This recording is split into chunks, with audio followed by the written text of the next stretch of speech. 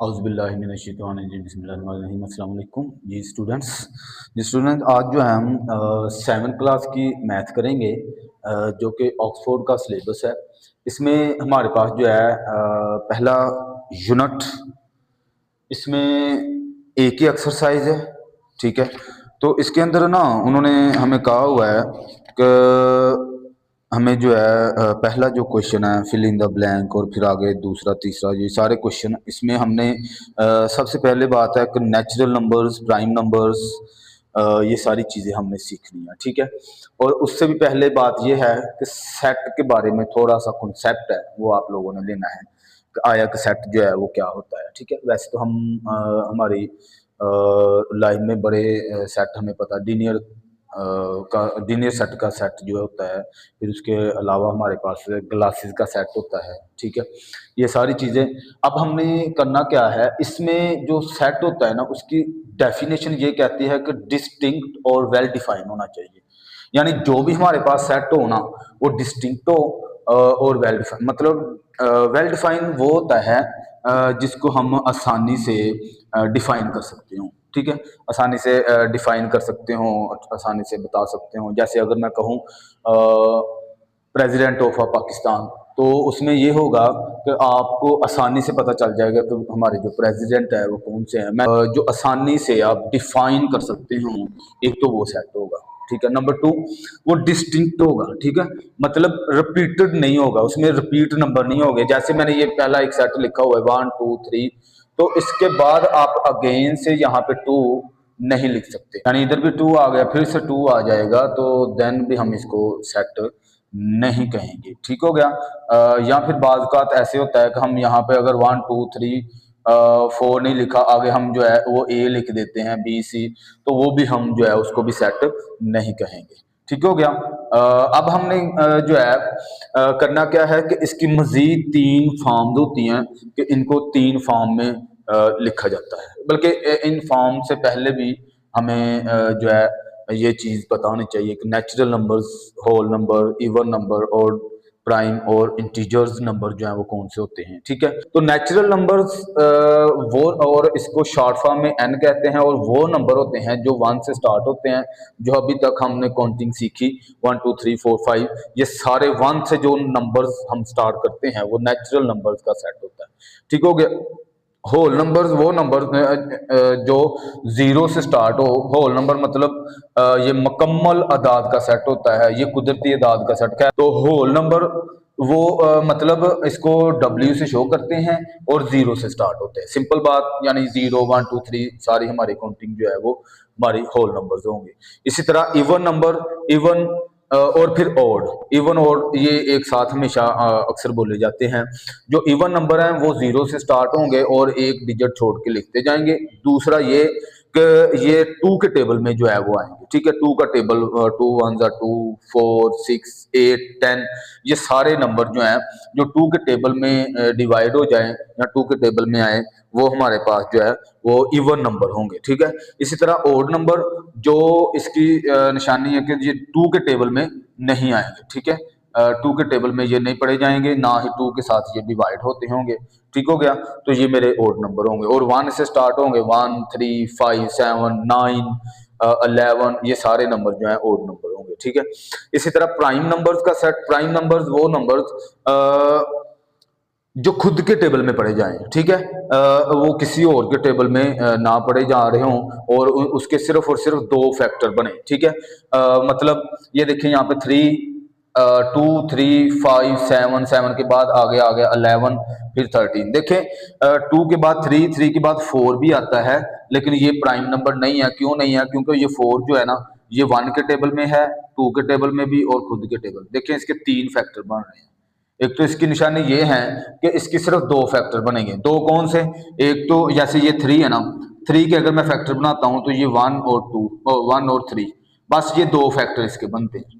ठीक है, एक तो ये, दूसरा ये खुद के ही टेबल में पढ़े जाएंगे, किसी और के टेबल में नहीं हम इसको पढ़ सकते हैं। 5 खुद के टेबल में, 7 है, 11 7 के बाद हालांकि 9 आता है, कुछ बच्चे 9 भी लिख लेते हैं, लेकिन 9 हम नहीं लिखेंगे। उसकी वजह ये एक 9 3 के टेबल में आता है और खुद के टेबल में आता है। ठीक हो गया।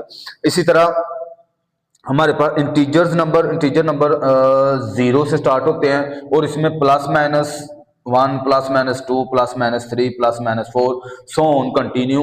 सारे नंबर्स जो 0 से स्टार्ट हों लेकिन इसमें प्लस के भी नंबर हों और माइनस के भी, ये सारे नंबर जो हैं ये हमारे पास इंटीजर्स होंगे और इसको जी से शो करते हैं, प्राइम नंबर को पी से, ओड नंबर को ओ से, इवन को ई से शो करते हैं। अब कर लेते हैं, अब ये हमारे पास हो गए सेट।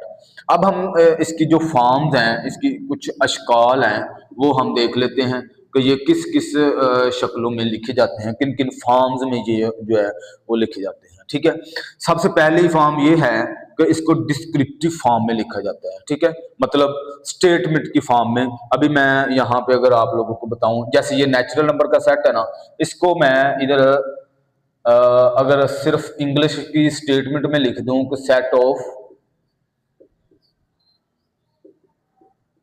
नेचुरल नंबर, इस पूरी शक्ल को आप डिस्क्रिप्टिव फॉर्म कहेंगे। ठीक हो गया, यानी इंग्लिश की स्टेटमेंट में लिखने को डिस्क्रिप्टिव फॉर्म कहेंगे। ओके हो गया। अच्छा, इसके बाद है टेबुलर फॉर्म। टेबुलर फॉर्म, ये जो शक्ल आप देख रहे हैं कि W=0, ये कर्ली ब्रैकेट में ये नंबर्स कर्ली ब्रैकेट में लिखे गए एलिमेंट्स को आप जो है वो टेबुलर फॉर्म कहेंगे। ठीक है, ये पूरा जो सेट है ना, ये शक्ल जो है इस तरह की शक्ल होगी। जो डिस्क्रिप्टिव है उसकी इंग्लिश में ऐसे लिखा होगा और जो हमारे पास टेबुलर फॉर्म होगी वो इस तरह से लिखा होगा। ठीक है, ये नंबर जो हैं ये हमारे टेबुलर फॉर्म होंगे। ठीक है, ये सारे जो सेट लिखे हुए हैं ना मैंने यहाँ पे, ये सारे के सारे टेबुलर फॉर्म में लिखे हुए हैं और ज्यादातर हम जो सेट देखते हैं वो ज्यादातर टेबुलर फॉर्म में ही होते हैं। ठीक हो गया। अच्छा जी, set of builder form. Set of builder form यानी कि किसी नंबर को किसी भी सेट को आप सिंबल्स यूज करके लिख लेते हैं। जैसे मैं यहाँ पे आप लोगों को बताता हूँ कि जैसे ये इवन नंबर का सेट है ना, देखिए सिंबल कौन से यूज करते हैं और इसके लिए आप लोगों ने ना सिंबल भी याद करने हैं। वो मैं आपको पेज नंबर बता देता हूँ, वहां पे जाकर आपने जो है वो सिंबल भी याद करने हैं। हाँ, ये पेज नंबर 8 के ऊपर। ठीक है, पेज नंबर आपका 8 जो है ना, इसके ऊपर आपके पास सारे सिंबल यूज्ड इन सेट। ठीक है ना, ये सारे सेट लिखे हुए हैं, नंबर्स सिंबल्स लिखे हुए हैं। ठीक है, सिंबल जो होते हैं वो, जैसे मैं ये वाला साइन यूज करता हूँ, ये वाला हम बड़ी देर हो गई हम इसको यूज कर रहे हैं। ठीक है, लेकिन हमें पता तो है ये क्या है, इसको इक्वल टू कहते हैं, हम सबको ये पता है। ठीक है, अभी हमने इसको यूज करना है तो हम यहाँ से बात है इनके नाम जो है प्रॉपर नाम हमें अच्छे से पता हो। ठीक हो गया। और इसी तरह अगर मैं इसमें ऐसे डैश लगा देता हूं तो आप कहेंगे कि नॉट इक्वल टू। ठीक हो गया। इसी तरह हमारे पास जो ये वाला नंबर एक होगा। ठीक है, जब भी, अच्छा ये मैं क्यों बता रहा हूं, क्योंकि सेट बिल्डर फॉर्म के लिए इन सिंबल्स का आपको पता होना बहुत जरूरी है, इन सिंबल्स को लर्न करना बहुत जरूरी है। ठीक है, ये ई की शेप में ई नहीं होगा, ये सिंबल है, ये एक शक्ल है। ठीक है, इसको कहते हैं, इसका मतलब होता है बिलोंग टू। ठीक है, बिलोंग टू मतलब ताल्लुक रखता है। कोई भी सेट होगा ना तो वो सेट दूसरे के साथ कोई ना कोई बिलोंग कर रहा होगा। ठीक है ना, उसको इसके लिए हम जो है ये वाला सिंबल यूज करेंगे। ठीक है, और इसी में अगर आप डैश लगा देते हैं, इस तरह से कट कर देते हैं, तो हम लिखेंगे नॉट बिलोंग टू। सिंपल, हमें इस बात की समझ है। और इसी तरह हमारे पास कुछ सिंबल है, इसके खाली सेट के लिए एक जो सिंबल यूज किया जाता है वो ये वाला यूज किया जाता है। ये सर्कल लगा के उसको जो है वो कट कर देते हैं, डैश लगा देते हैं, इसको भी आप खाली सेट कहेंगे। ठीक है, खाली सेट के तौर पर इसको यूज किया जाता है। ठीक हो गया। अच्छा, इसी तरह एक और हमारे पास एक ये सीधी लाइन होती है, बिल्कुल सीधी, इसको कहते हैं सच दैट। ठीक हो गया। और इसको एक और नंबर से डिनोट किया जाता है, ये वाले। ठीक है, ये वाला और ये वाला, इन दोनों का मतलब एक ही होता है, सच दैट। ठीक हो गया। अब हम जो है इसके सेट बना के ना मैं आप लोगों को बताता हूं कि आप लोगों ने ये सेट याद कैसे करना है। ठीक है, कौन सा सेट? Set builder form. तो इसके लिए फर्ज कर लो ये होल नंबर्स ही हैं, इनको मैं सेट बिल्डर फॉर्म की शक्ल में लिखना चाह रहा हूं। ठीक है, तो मैं क्या करूंगा, होल नंबर इक्वल टू, अब इनको x such that x belong to whole number. ठीक है, तो ये इस तरह से लिखने को आप जो है, ये पूरी शक्ल जो है, इस पूरी शक्ल को आप कहेंगे सेट बिल्डर फॉर्म। ठीक हो गया, मे बी आप लोगों को इसकी समझ आई होगी। अच्छा जी, इसके बाद यहां तक आपका कॉन्सेप्ट मुझे लगता है क्लियर हो गया होगा। अब हम पढ़ेंगे यूनिवर्सल सेट। यूनिवर्सल सेट यानी उनसे बड़ा सेट होता है ये, ठीक है। तो यहाँ पे अगर आप लोगों को मैं यहाँ पे बताऊं तो फर्ज कर लें, अब ये देखें इसमें उसने जो डेफिनेशन लिखी है ना, वो भी देखें, set which contain all the set under consideration. ठीक है, मतलब उसका कि जितने भी सेट हमारे पास होते हैं ना, वो यू वाले सेट के जो है वो अंडर में होते हैं। ठीक है, मतलब ये देखिए मैंने एग्जांपल के तौर पर इधर लिखा हुआ है a = 1 2, b = 3 4 5, और ये दोनों जो सेट है, ये दोनों सेट इस U में मौजूद है। देखें, ये जितने भी सेट होंगे, यूनिवर्सल सेट वो होगा जो सारे सेट से बड़ा सेट होगा। ठीक हो गया।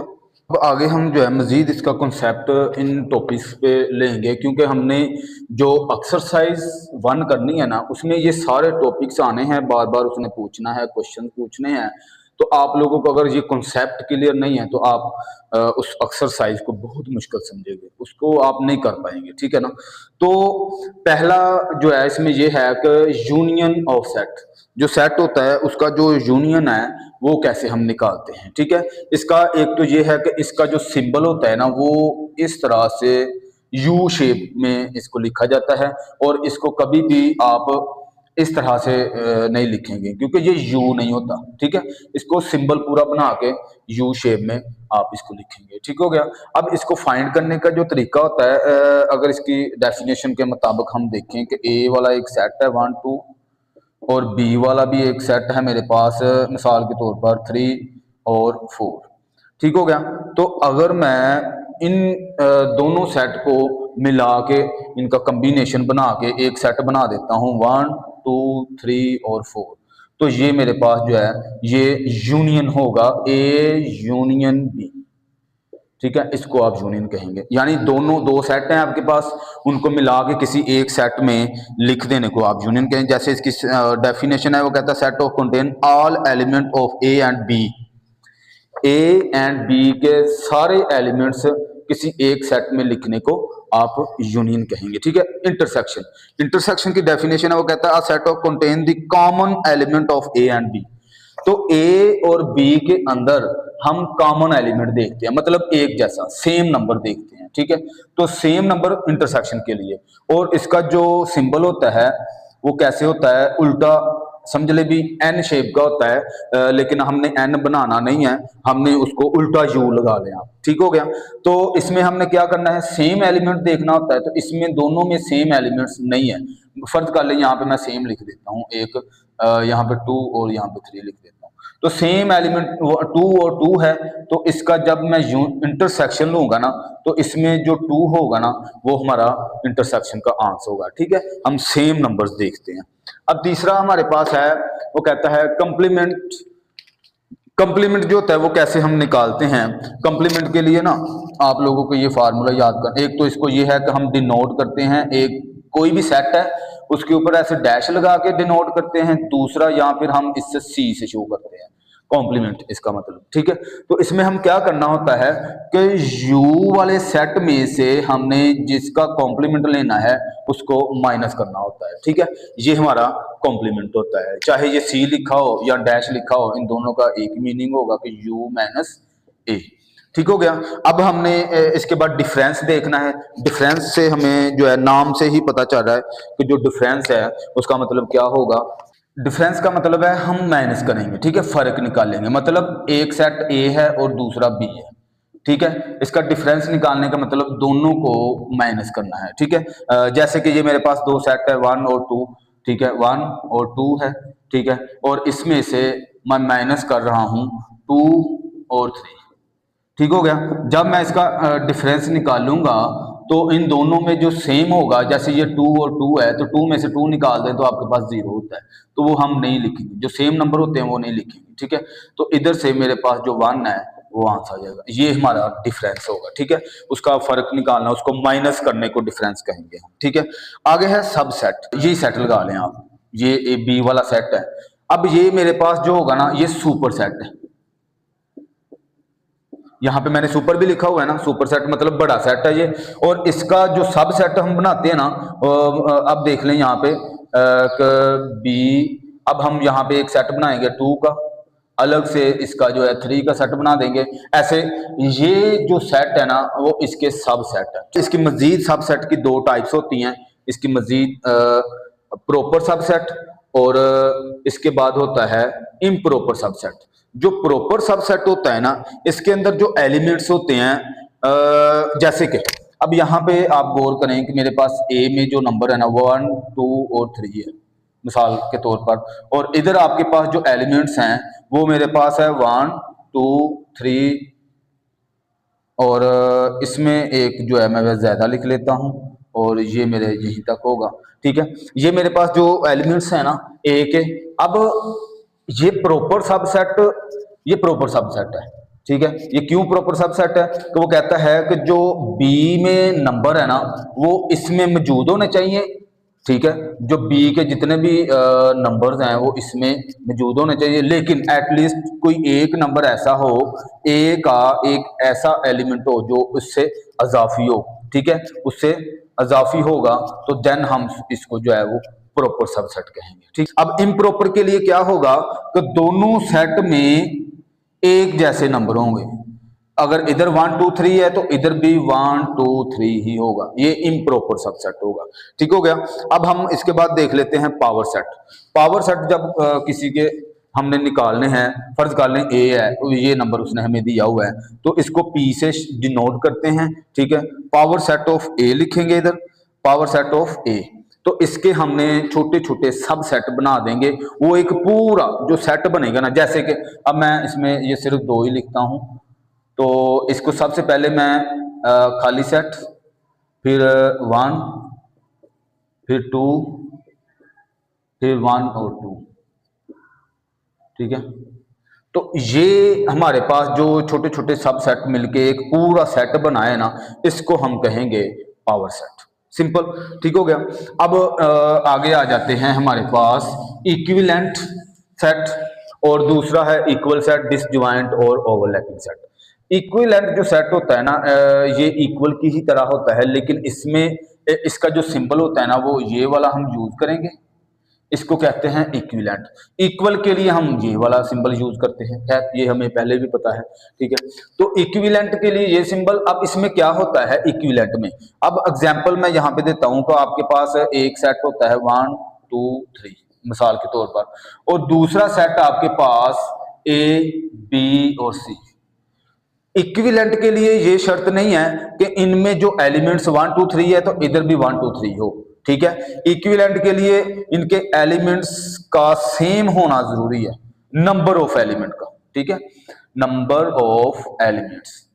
ठीक है, इनकी तादाद जो है ना वो एक जैसी अगर है तो उसको हम कहेंगे कि ए जो है वो इक्विवेलेंट है बी का। यानी इसमें देखें कितने डिजिट है, 1 2 3, इसमें कितने हैं 1 2 3 3, और ये यानी कि इक्विवेलेंट है एक दूसरे के। ठीक है, लेकिन बराबर नहीं है, इक्वल नहीं है, इक्वल सेट। तो इक्वल सेट के लिए क्या शर्त है? इक्वल सेट के लिए ये है कि मेरे पास जो दूसरे वाला सेट होगा उसमें भी 1 2 और 3 ही होगा। ठीक हो गया, दोनों में एक जैसे एलिमेंट्स होंगे सेम। अगर इधर 1 2 3 है तो इधर भी 1 2 3 होगा। अगर इधर मेरे पास ए बी और बी वाले सेट में जो मेरे पास होगा वो भी ए और बी ही होगा, तो इसको कहेंगे हम इक्वल सेट। ठीक हो गया। अब आ गया डिसजॉइंट सेट। तो जुड़े हुए नहीं होंगे, मतलब इसमें सेट में क्या एग्जांपल मैं अगर इधर दूं तो डिसजॉइंट सेट ऐसा सेट होगा, जैसे मैं यहाँ पे 1 2 3 ये एक सेट बना लेता हूँ, और बी वाले में मैं बना लेता हूँ 4 5 और 6, यानी कि सेम नहीं मिलते हैं। तो अगर सेम नहीं मिलेंगे उसको भी हम डिसजॉइंट सेट कहेंगे। ठीक है, ओवरलैपिंग सेट, ओवरलैप यानी वो उसमें कोई ना कोई एक ऐसा एलिमेंट होगा जो सेम होगा, या 2 भी एलिमेंट्स हो सकते हैं, जैसे 1 और 3, इधर 3 4 और 5 लिख देता हूं। देखें 3 और 3 दोनों में कोई एक नंबर लाजमी ऐसा होगा जो सेम होगा। ठीक है, एक से ज्यादा तो हो सकते हैं लेकिन कम से कम एक नंबर लाजमी सेम होगा, तो उसको आप कहेंगे कि ये ओवरलैपिंग सेट है। ठीक हो गया, तो ये था हमारा कॉन्सेप्ट। अब हम जब क्वेश्चन करेंगे आप लोगों ने उनको अच्छे से समझना है, अच्छे से जो है वो आप लोगों ने करना है। आगे जो है अब हमने क्वेश्चन नंबर 1 करना है। कॉन्सेप्ट हमने जो है वो क्लियर कर लिया था। अब मैं ये देखना चाह रहा हूँ कि आप लोगों को ये क्वेश्चन आएंगे कि नहीं आएंगे, क्योंकि जिस बच्चों ने मेरा कॉन्सेप्ट अच्छे से समझा, अच्छे से उसको जो है वो सुना है, उनके लिए ये जो है खाली जगह बिल्कुल आसान होगी। ठीक है, पहला क्वेश्चन है वो कहता है set of a natural number greater than 10 and less than 17। उसने कहा 10 से ग्रेटर मतलब नेचुरल नंबर का है। नेचुरल नंबर आपको पता है हमारे एक सीक्वेंस गिनती के हिसाब से, जैसे 1 2 3 4 5 6 7, तो उसने आपको यहाँ पे शर्त ये रखी है अगर 10 से ग्रेटर होने चाहिए तो 11 12 13 14 15 16। ठीक है, ये मेरा आंसर होगा। ठीक हो गया।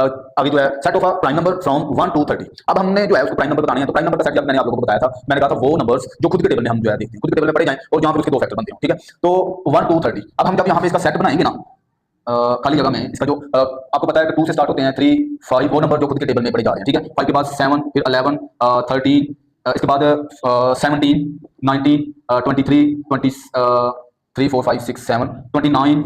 ठीक हो गया, तो ये मेरा इधर तक आंसर होगा। ठीक हो गया, ये हम इसको लिखेंगे क्योंकि प्राइम नंबर वो नंबर जो खुद के टेबल में, ये सारे वो नंबर हैं जो सिर्फ खुद के टेबल में पढ़े जा रहे हैं। ठीक है, ये आंसर है। दूसरा पार्ट तीसरा है वो कहता है ये सेट दिया हुआ है एक और एक सेट ये दिया हुआ है, हमसे वो ये साइन लगा दिया, इससे हमें पता चल रहा है कि इस वाले सेट को इसमें से माइनस करना है, डिफरेंस निकालना है। अब इसका वो याद है मैंने आपको डिफरेंस सिखाया तो माइनस कैसे करते हैं, जो सेम नंबर है वो जाहिर सी बात है माइनस हो जाना है। तो यहाँ पे देखें तो मेरे पास 2 4 6 8 10 और 12, इन दोनों में अगर आप देखें तो दोनों में कोई एक ऐसा नंबर नहीं है जो सेम हो, जो माइनस हो जाए। इसका मतलब ये हुआ कि ये वाला जो सेट है ना 2 4 6 8 10 और 12, ये इसका आंसर जाएगा। ठीक हो गया। अब इसके बाद आप लोगों ने क्या करना है, चौथे पार्ट में फिर से उसने डिफरेंस कहा है, तो इसके अंदर आप देखेंगे कि हमारे पास जो सेम नंबर है इधर 13 है, इधर भी 13 और 21 21 25 25 जी, तो ये सेम नंबर है। अब हमने क्या करना है, ये इसमें से कट हो जाने हैं क्योंकि माइनस हो जाएगा। 13 में से 13 माइनस कर दें तो हमारे पास 0 आता है, तो 0 तो नहीं हम लिखेंगे ना, तो इधर जो हमारे पास आंसर आएगा ना वो आएगा 7 और 18। बस ये दो नंबर हम इसमें लिखेंगे तो ये मेरे पास आंसर आ जाएगा। ओके, आगे जो है 5 वाला पार्ट, ए मेरे पास ये नंबर है, बी में मेरे पास ये है। वो कहता then B is a dash of A. देखें मैंने आप लोगों को superset, subset, proper, improper set के बारे में बताया। इसमें देखें तो 1 5 9 और 12, 1 5 9 और 12 एक नंबर अजाफी है। याद है मैंने ए और बी का सेट बना के आप लोगों को सिखाया कि जो बी के सारे नंबर है ना वो ए में मौजूद होंगे, लेकिन कोई एक नंबर ऐसा होगा जो ए वाले सेट में ना ज्यादा होगा। तो देखें इसमें ज्यादा है, तो ये इम्प्रॉपर प्रॉपर कौन सा ये जो है टाइप होगी, ये हमारे पास प्रॉपर सेट होगा। ठीक है, यो मैंने आप लोगों को बताया था कि ये प्रॉपर सब सेट है किसका, ए का, क्योंकि मैंने कहा था इस वाले सारे नंबर इसमें मौजूद होंगे लेकिन एक नंबर इजाफी होगा ए वाले में। तो देखें एक नंबर इजाफी है तो इसमें आंसर जो लिखेंगे वो प्रॉपर लिखेंगे हम। ठीक है, आगे क्वेश्चन नंबर 2। क्वेश्चन नंबर 2 में हमने ट्रू और फॉल्स बताने हैं। इन सेट को हमने पढ़ना है, पढ़ के हमने ये बताना है कौन सा सेट, ये जो स्टेटमेंट है कौन सी ट्रू है और कौन सी फॉल्स। तो इसमें हम देख लेते हैं। पहला क्वेश्चन है वो कहता है 9 4 6 और 11 and a b c d और ओवरलैपिंग सेट। तो मैंने आपको याद है कि ओवरलैपिंग के बारे में और डिसजॉइंट के बारे में, इक्वल के बारे में ये चीजें बताई थी। ओवरलैपिंग में ये बताया था कम से कम कोई एक नंबर इसमें सेम हो, देन वो ओवरलैपिंग सेट। तो देखें यहाँ पे काउंटिंग है और यहाँ पे अल्फाबेट्स हैं, तो ये सेम कैसे होगा, तो ये मेरे पास जो है वो फॉल्स हो गया। बस इतना सा ये बुक वर्क है, आपने ये अच्छे से करना है। ठीक है, दूसरे पार्ट में equivalent set contain the same number of elements. दूसरे सेट में ये कह रहा है दूसरी स्टेटमेंट में कि जो इक्विवेलेंट है ना, इक्विवेलेंट सेट वो होता है जिसमें एलिमेंट्स जो है वो सेम होते हैं। तो जाहिर सी बात है मैंने आप लोगों को ये एक एग्जांपल दी थी। फर्ज कर लें ए में मेरे पास है 1 और 2 और बी वाले सेट में मेरे पास ए और बी है, तो इनमें एलिमेंट्स सेम है, इधर भी 2 हैं इधर भी 2 हैं। तो इस ये इक्विवेलेंट में ऐसे होता है, तो इसका मतलब है ये सही बात कर रहा है, तो इसको आप कह सकते हैं कि ये ट्रू है। ठीक है, उसमें नंबर्स का सेम होना जरूरी नहीं है, एलिमेंट्स का सेम होना। अच्छा, set that have no numbers in common element और डिसजॉइंट सेट। वो कहता है कि ऐसा सेट जिसमें जो नंबर हैं वो कॉमन एलिमेंट नहीं होते, उसको डिसजॉइंट सेट कहते हैं। बिल्कुल ऐसे ही है। तो जैसे ये सेम नहीं है तो इसको डिसजॉइंट सेट भी कहते हैं। तो ये इसका मतलब है, ये इसका जो आंसर है वो ट्रू हुआ। ठीक है। A intersection b is null set then a and b do not have common number. इधर इसमें हमें जो है वो कहता है नल सेट होता है एम्प्टी सेट। एम्प्टी सेट को भी नल सेट मतलब खाली सेट जिसको हम कह देते हैं। इसकी दो एग्जांपल दी थी, एक ये और एक मैंने ये कहा था। ठीक है, ये दोनों खाली सेट होते हैं। वो कहता है कि a intersection b is null set. कहता ए और बी नल सेट तब होगा अगर a and b do not have common number. अगर ए में और बी में सेम नंबर नहीं होंगे तो देन हम उसको इंटरसेक्शन जो है वो कहेंगे। तो बिल्कुल ये ठीक कह रहा है, तो इसको आप लिख दें ट्रू। ठीक हो गया। कॉमन नंबर जो है वो नंबर नहीं होंगे। अगर एक नंबर सेम हो जाएंगे तो वो नल सेट तो होगा नहीं, यानी खाली सेट नहीं होगा। ठीक है, तो खाली सेट के लिए ये है कि नंबर सेम नहीं होंगे। तो फिर अच्छा, the difference between two sets is equal to their intersection set. वो ये कह रहा है कि डिफरेंस अगर दो नंबर्स का ए और बी का डिफरेंस लिया जाए, यानी इनको माइनस किया जाए, तो ये equal to their intersection set. तो इंटरसेक्शन नहीं, ऐसी बात नहीं है, ये गलत है। ठीक है, इसको आप फॉल्स, इसका जो आंसर है वो आप फॉल्स लिखेंगे, क्योंकि इंटरसेक्शन में हमें सेम नंबर चाहिए होते हैं। डिफरेंस में सेम नंबर जो आ जाएगा वो माइनस हो जाएगा। ये मैंने चीज आपको सिखाई है। ठीक हो गया। तो आज के लिए ये क्वेश्चन 1 और 2। बहुत शुक्रिया। अल्लाह हाफिज।